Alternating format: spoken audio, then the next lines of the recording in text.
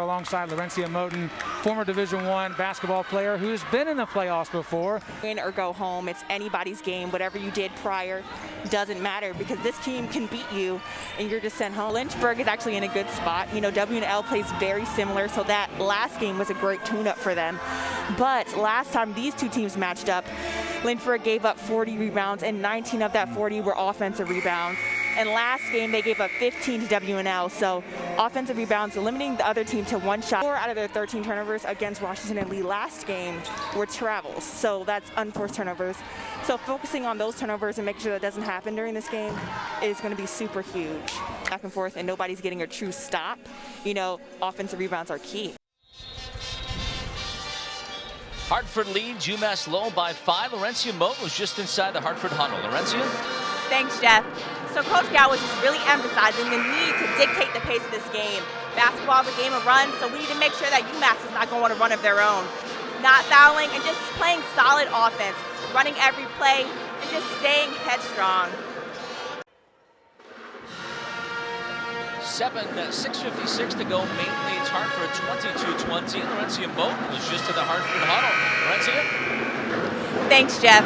So I was able to listen to the timeout, and Coach Gal was just really emphasizing on the need for his team to rebound. There's too many second chance points for Maine's offense.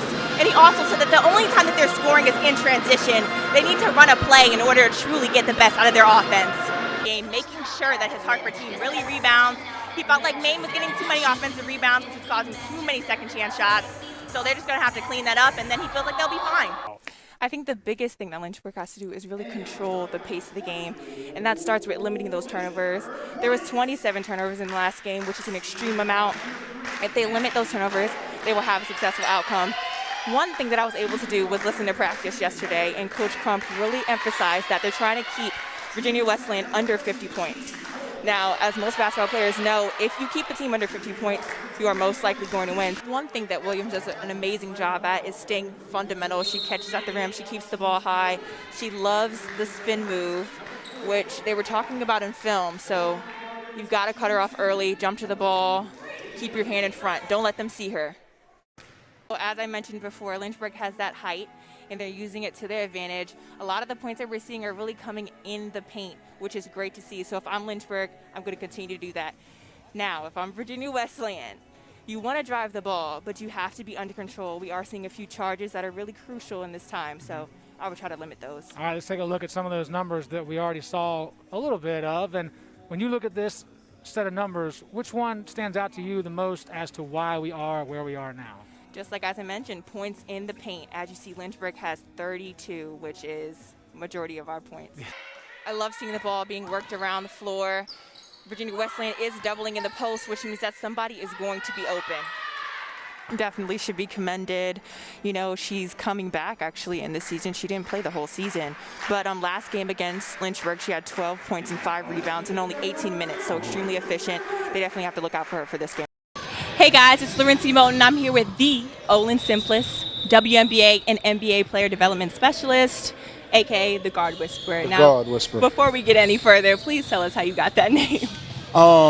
It's crazy. I've had a couple of my guards in the NBA. They started doing well, and I can't remember what article it was in. Someone dubbed me that. Awesome. So now you're originally from Delaware, but you live in Atlanta now. But you went to Rider University, which is in New Jersey. Yep. So what made you want to travel a little ways from home instead of going to like UD or anywhere closer to home?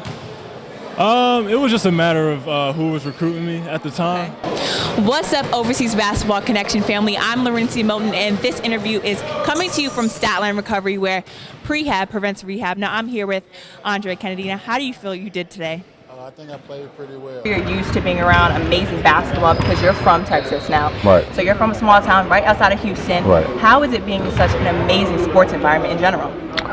It's pretty cool. Okay, so now you're a Houston Baptist University alum. Yes. How is the talent here in Texas? How would you describe it?